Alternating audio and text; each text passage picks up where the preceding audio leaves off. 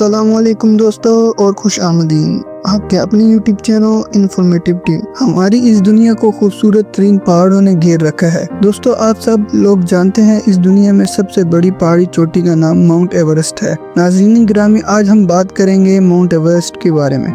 دوستو Mount Everest دنیا کے سب سے بلند اور اونچے پہاڑ کوہ ہمالیہ کی بلند ترین چوٹی کا نام ہے، جو ایشیا میں ہمالیہ کے دامن میں نیپال اور تبت کی سرحد کے درمیان واقع ہے۔ اس پہاڑ کا نام سنسکرت کی پرانی کتابوں میں دیوگری بتایا جاتا ہے، جس کا مطلب مقدس پہاڑ ہے، اور تبتی زبان میں اسے چمولنگاما اور نیپالی زبان میں اسے ساگر ماتا کہا جاتا ہے، جس کے معنی ہوا کی دیوی ہے۔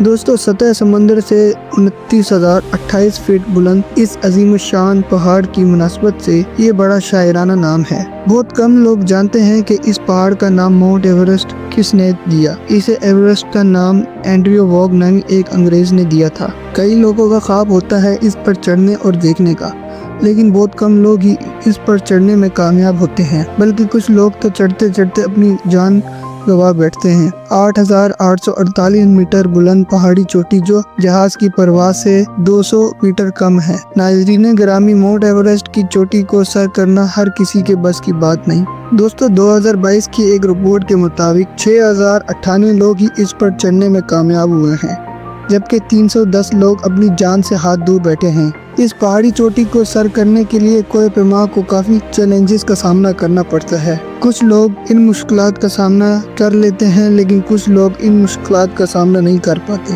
اور اپنی جان کو گوا بیٹھتے ہیں۔ اس چوٹی پر جانا ایک عام زندگی سے بہت الگ ہے، یعنی اس کی فزیکل ایکٹیویٹی بہت چینج ہے۔ کیا آپ جانتے ہیں عام زندگی میں ایک انسان کا درجہ حرارت 25 ڈگری سینٹی گریڈ ہوتا ہے، لیکن ماؤنٹ ایورسٹ میں جانے کے بعد آپ کا درجہ حرارت -40 ڈگری سینٹی گریڈ تک پہنچ جاتا ہے، جو ایک بہت لو ٹیمپریچر ہے۔ دوستو ماؤنٹ ایورسٹ میں آہستہ آہستہ آکسیجن کم ہوتا چلا جاتا ہے اور کوہ پیما کو کافی مشکلات کا سامنا کرنا پڑتا ہے، اور چوٹی کا ایسا حصہ بھی آتا ہے جسے ڈیتھ زون کا نام دیا گیا ہے۔ ماؤنٹ ایورسٹ کو سر کرنے میں تقریباً 1 مہینے کا وقت لگ جاتا ہے۔ دوستو جن لوگوں نے اس پہاڑی چوٹی کو سر کیا ہے، ان کا کہنا ہے اس کو پار کرنا ہر کسی ماؤنٹینئر کی بات نہیں ہے۔ کیا آپ جانتے ہیں دوستو اس پر چڑھنے میں ہوا، بارش، برف کا طوفان کئی خطرے پیدا کرتے ہیں۔ ہر سال ہزاروں کی تعداد میں لوگ یہاں آتے ہیں، جن میں بہت کم لوگ ہی اس کو پار کرنے میں کامیاب ہو پاتے ہیں۔ جیسے جیسے ہم اوپر کی طرف بڑھتے چلے جاتے ہیں،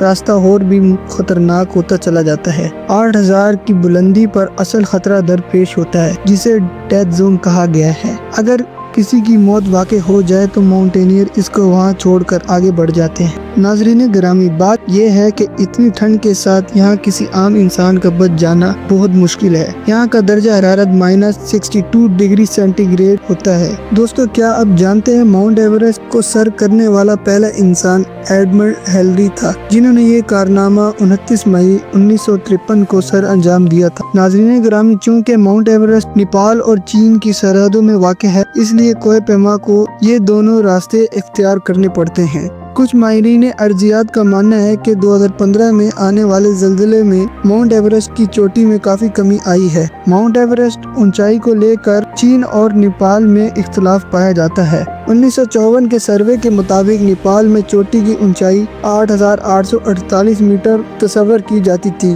جبکہ چین میں یہ پیمائش 4 میٹر کم مانی جاتی تھی۔ لیکن حال ہی میں دوستو دونوں ممالک میں 8,848 میٹر کی اونچائی پر اتفاق ہو گیا ہے۔ نیپال کے لیے ایک اور بڑا مسئلہ ماؤنٹ ایورسٹ کو لے کر یہ بھی ہے کہ آئے دن ماؤنٹینئر جو پہاڑ پر جاتے ہیں، لیکن وہ راستے میں ہی اپنا کھانے پینے کا سامان اور کچرا وہاں چھوڑ آتے ہیں۔ ان کی وجہ سے آج ماؤنٹ ایورسٹ پر 50 ٹن سے بھی زیادہ کچرا جمع ہو گیا ہے، اور گورنمنٹ آف نیپال کی جانب سے 16 ٹن سے زیادہ کچرا ہٹایا گیا ہے۔ اتنی محنت سے کچرا ہٹانے کے بعد بھی ان کا ماننا ہے کہ اب بھی چوٹی پر 50 ٹن کچرا موجود ہے۔ اس لاپرواہی کی وجہ سے اس کی خوبصورتی میں کافی کمی آ رہی ہے، جس کی وجہ سے ماہرین ارضیات کا ماننا ہے کہ اس کا نقصان پوری دنیا کو ہو سکتا ہے۔ بلکہ ہونا تو یہ چاہیے تھا کہ اس قدرت کے خوبصورت تحفے کی حفاظت کی جائے اور اس کو ضائع ہونے سے بچایا جائے۔ دوستو امید کرتا ہوں آج کی ویڈیو آپ کو اچھی لگی ہوگی۔ ویڈیو اچھی لگی ہے تو چینل کو لائک کریں اور سبسکرائب کریں۔